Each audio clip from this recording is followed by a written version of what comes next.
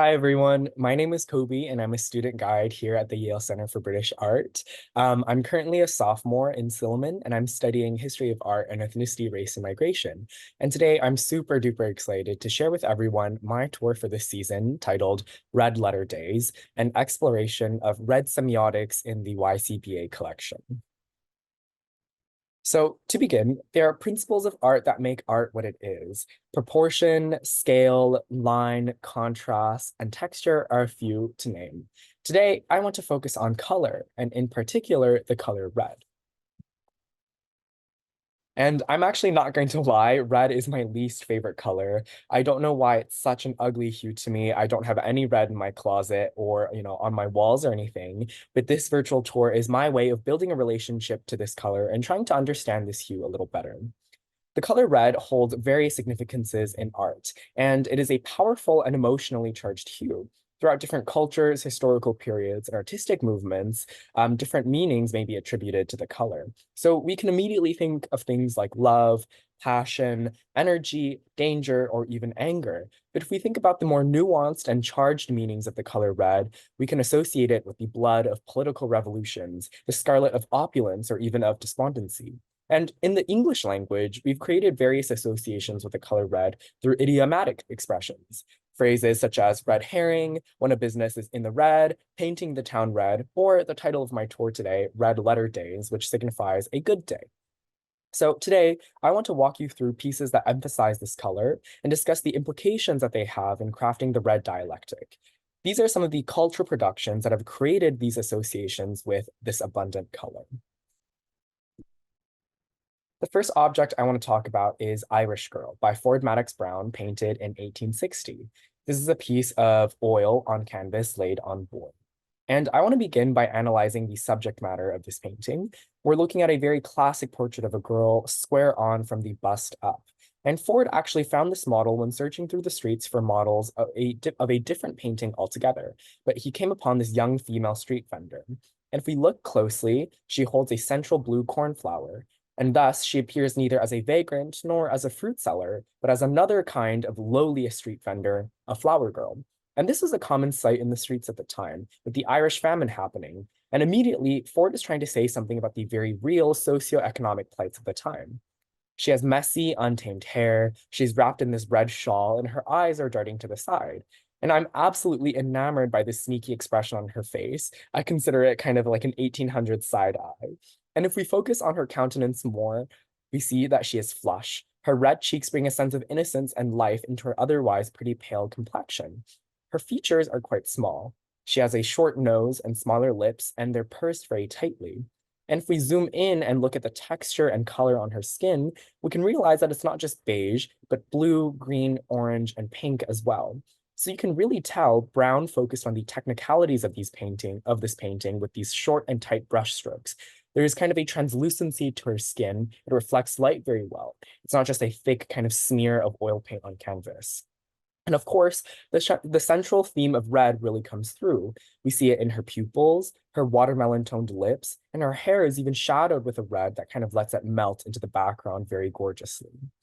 So to bring it into art historical context, the plain flat background is not necessarily the most interesting, but is characteristic of an artistic trend amongst painters and collectors of the latter half of the 19th century. And these were known as small cabinet pictures, which were focused studies suitable for domestic interiors of individual women or children. So this painting is an example of something stern and simple for a home space. This focused color palette, the flower in her hand, and her delicately rendered facial expression would all become associated with the artistic movement of aestheticism, which also developed around this time. So what is aestheticism, and what does this word mean? Aestheticism is the idea that in the late 19th century, we valued the appearance of art over its function. The belief that beauty was much more important than art having to teach some sort of lesson, hold a moral standard, etc. Think of it as art for art's sake. And Madox Brown was a great contributor.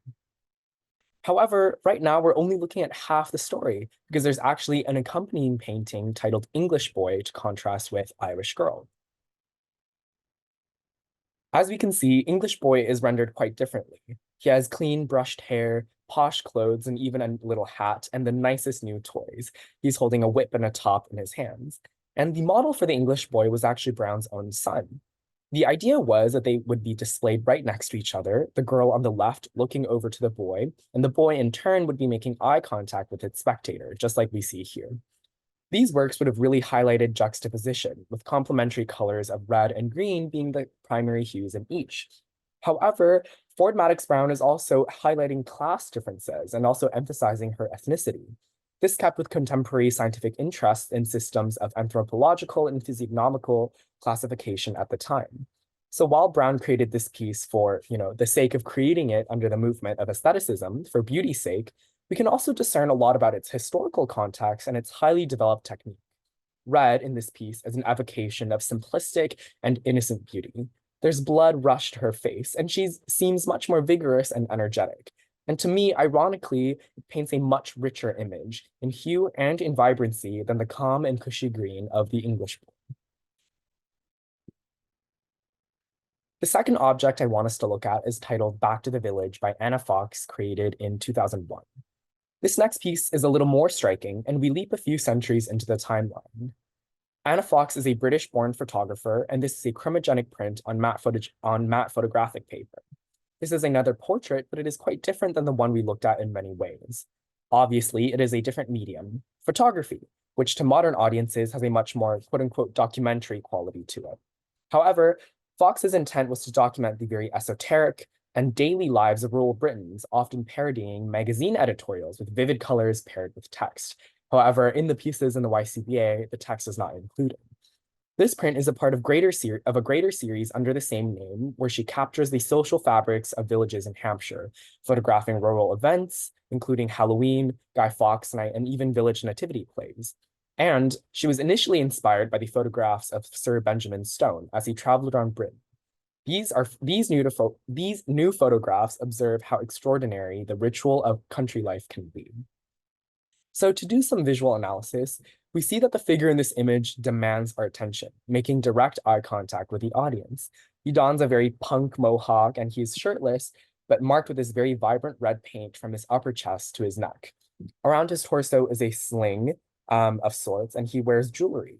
And these details call upon the specificity of her subject matter and make this portrait feel much more intimate.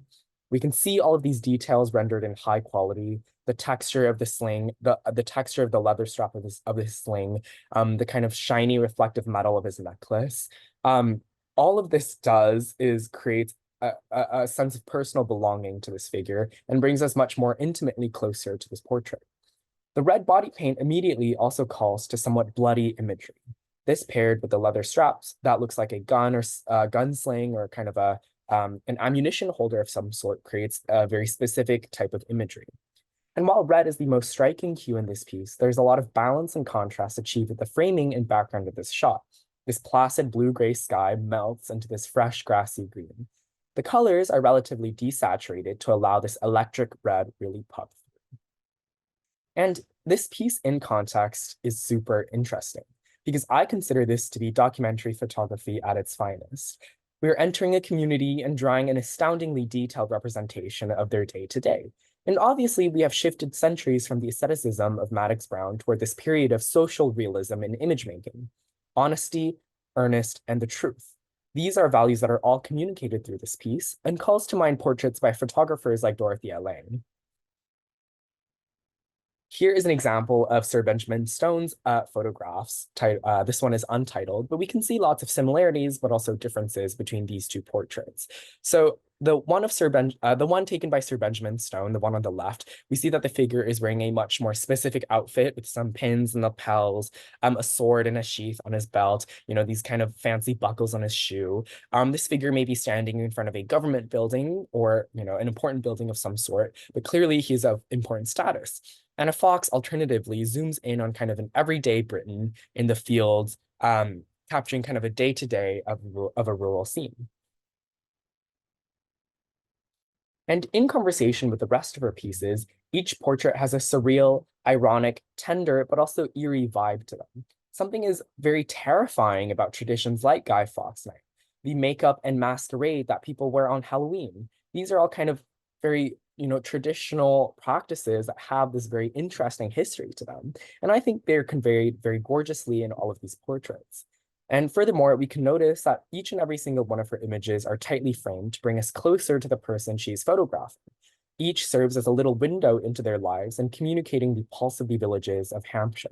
So red in this piece conveys a sense of earnestness. We're looking at the very niche details of a person's cultural traditions.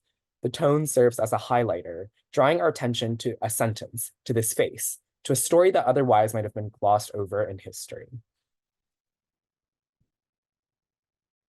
The third object that I want us to look at is titled Slant by Philip King, and he's a Tunisian-born sculptor and multimedia artist. This piece in particular is made out of arborite, which is kind of a flexible plastic material, and it's a bent plastic sculpture. So this is another one of my favorite red pieces in the collection, and it's a perfect representation of modern abstract sculpture. And at once sat in the entrance court of the YCBA as, pictured here. And surely this must have been a very gripping artwork to walk into. You walk through the glass doors of the entrance court, and this is the first vibrant red piece that you see. This work was made later in King's career when he found a far more open and more rigorously abstract means of exploring his interest in color and in ground-based but space-invading forms. That's kind of just a complicated and fancy way of saying objects that have very bright color to them are based on the ground, but can still be interacted with from multiple angles. And this work represents another important aesthetic movement that was contributed to by various British artists, known as minimalism. Minimalism is a movement which arose out of the United States, emphasizing square and rectangular shapes. Slant, however, is a variation of these perpendicular edges and straight lines by introducing slight angles and lean. Minimalism is a form of abstract art. And abstract art is born out of the idea that art should have its own reality and not be an imitation of some other thing. And oftentimes when people think about minimalist art and look at sculptures like this, they might be annoyed and think, what are we even looking at, But that gets to the core of the movement. Slant is a perfect representation of truth. It is what it is. We're looking at what we're looking at. It represents harmony, order, and simplicity. And red in this piece is a sign of uniformity. Here are some installation images of this sculpture. The bottom in a green grass field and the top ones installed in the upper galleries of the YCBA. And I want everyone to take a moment to look at its intersecting segments and uniform forms and think about what they look like. To me, it seems like these plastic sheets are almost in conversation with each other, tangled up and speaking like friends sitting at a dinner table, leaning over to hear each other, maybe some gossip or some stories that they're trying to share. However, this is the true meaning of abstract art. We're able to project all sorts of stories, narratives, and feelings onto what we see. And in addition, the homogeneous and monochromatic application of color seems almost graphic. And this effortless form draws attention to the very commanding color in and of itself. So here, it is a lot less concrete what red might represent. We look at abstract forms and modernist art and are able to project our own sentiments onto them. So what do you associate with red? What qualities, memories, and meaning can you paint onto this sculpture yourself? The last object that I want us to inspect today is titled Gaddafi, Tripoli, and Medina, and it's taken by Jason Florio. We're looking at another chromogenic print on photographic paper, and this image was taken in 2004. So first, I want to talk about Jason Florio.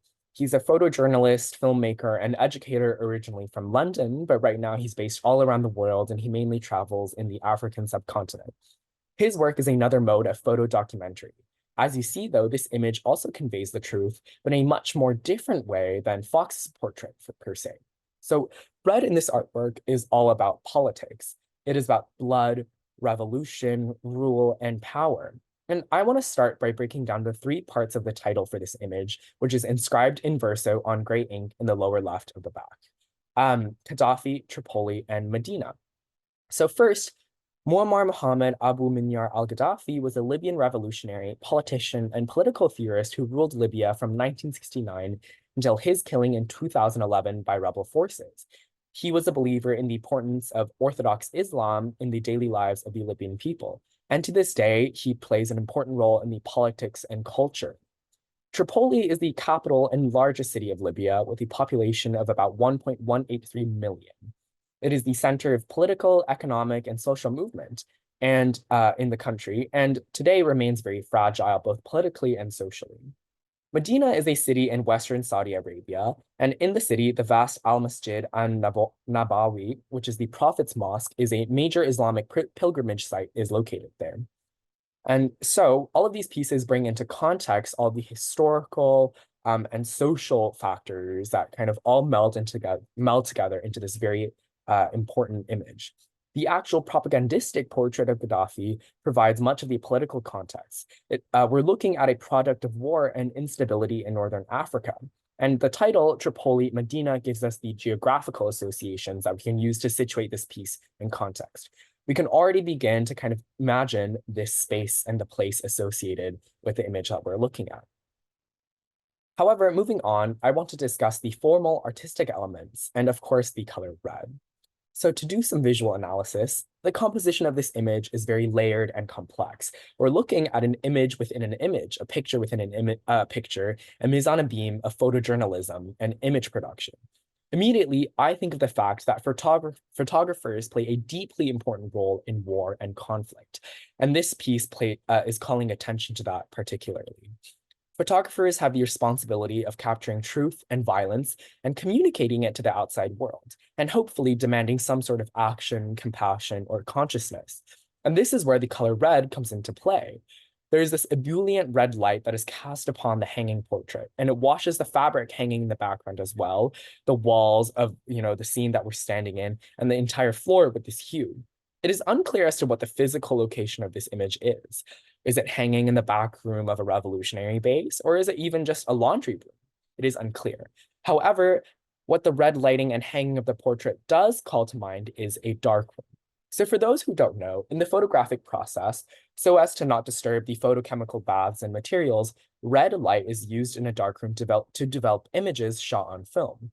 Then, after the sheets of pictures are developed, they would hang to dry after going through chemical solutions on clotheslines, much like this. Red in this image, hence, is reflexive. We are thinking about the photographic process through a photograph itself. And we're also thinking about the repetition of imagery in terms of propaganda and war. We're thinking about symbolism and the creation of an icon that is communicated through photography. This portrait of Gaddafi is one that might seem familiar to some audiences, one that is replicated over and over again in terms of posters, in terms of propaganda, in terms of images that we see on technology and online. So I want to talk a little bit about Florio's other works to close out this conversation. This piece is a part of a broader collection titled This is Libya, which is a very kind of imperative and declarative title. And he, as a photographer, documents humanitarian crises worldwide, from refugee ships in the Mediterranean to portraits of soldiers in Burma.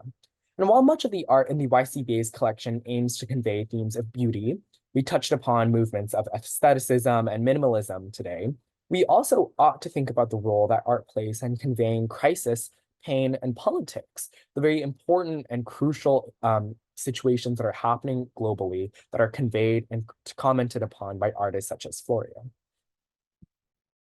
So in conclusion, this brings us to the end of our presentation, and I hope you're thinking more about the significance of this color throughout various history and geographies.